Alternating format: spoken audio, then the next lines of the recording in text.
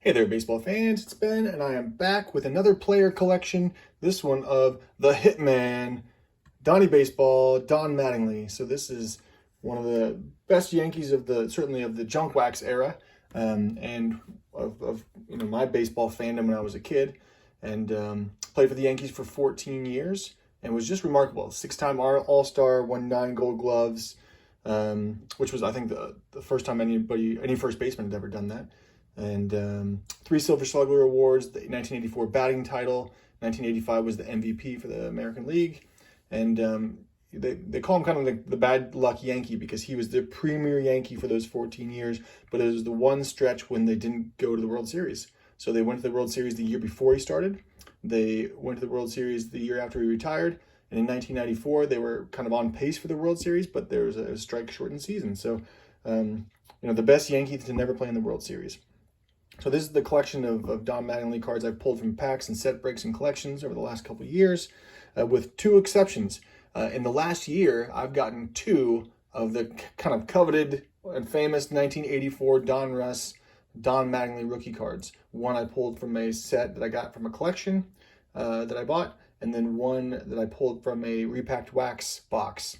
The first one I traded to Polypacks for a Ryan Sandberg rookie card.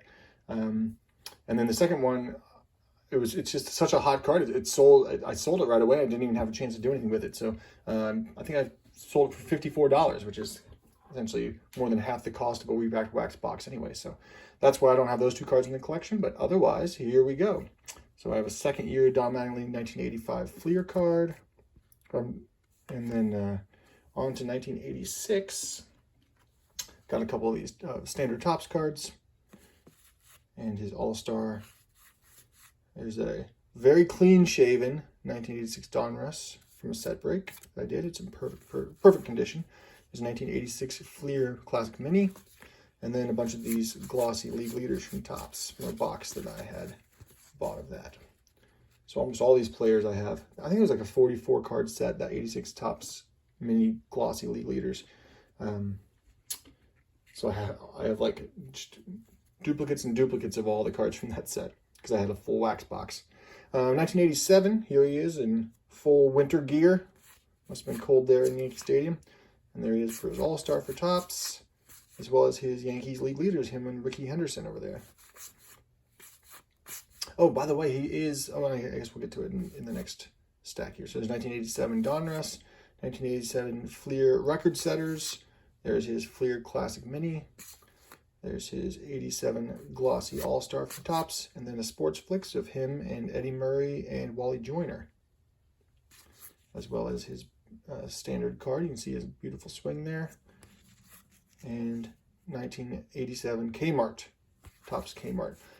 I am a big believer that Don Mattingly should be in the Hall of Fame. He is not.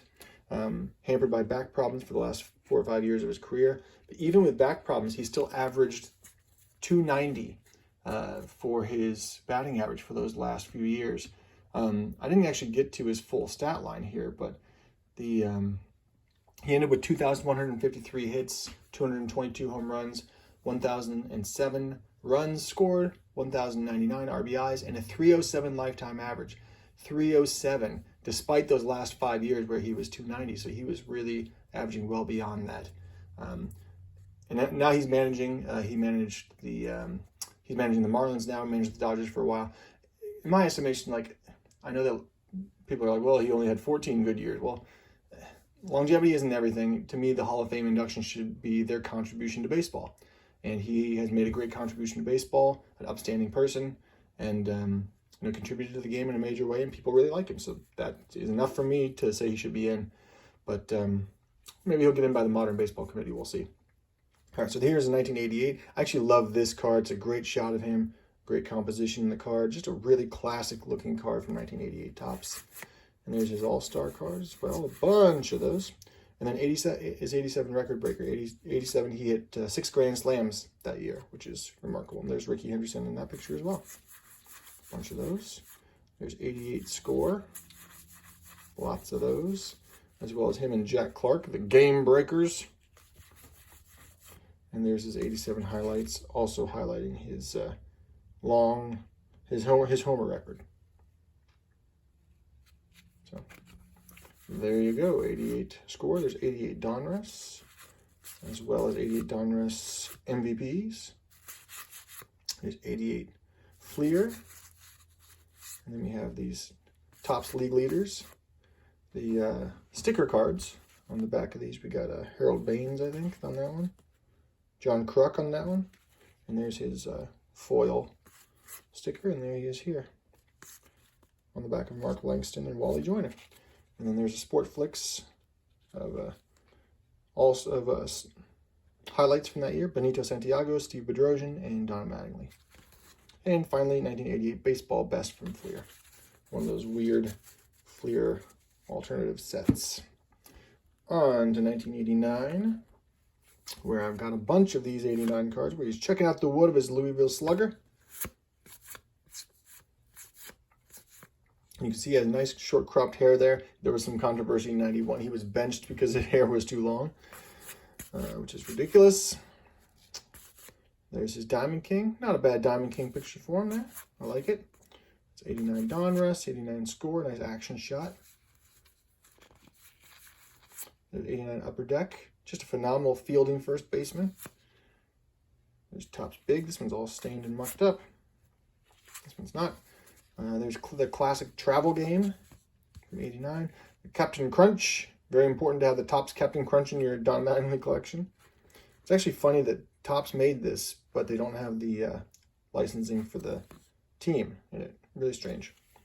And then 89 Fleer. There's the 89 Topps Superstar stickers. This is Gary Carter on the back. And this one has a couple other guys. Willie Wilson, one of them. And then finally, J.J. Nason Superstars, which is a strange card and set. No idea what that's all about. All right, on to 1990. I got a couple hundred Don Mattingly cards here. It's quite fruitful for Don Mattingly fans. There's Topps, there's Score. It's a really good shot of him there. Lots of 1990 Fleer. There's one with Mark McGwire. There's the wax box bottom, which is one you don't see very often. There's 90 Classic. There's Bowman. A couple collector books. And then some of these Star line that I learned went to various restaurants or Coke distributors. So a few different ones of those. There's the Kmart Superstars. There's our Superstar stickers. Greg Olson, Mark Williamson in the back. With Pedro Guerrero on the back of that one. Who's that? John Franco on the back of that. Another Guerrero. And then his Superstar, his sticker with Lou Whitaker on the back and Lou Whitaker on the back. 1990 Bowman. I love how they do these sweepstakes as drawings. So this is a sweepstakes card from Bowman.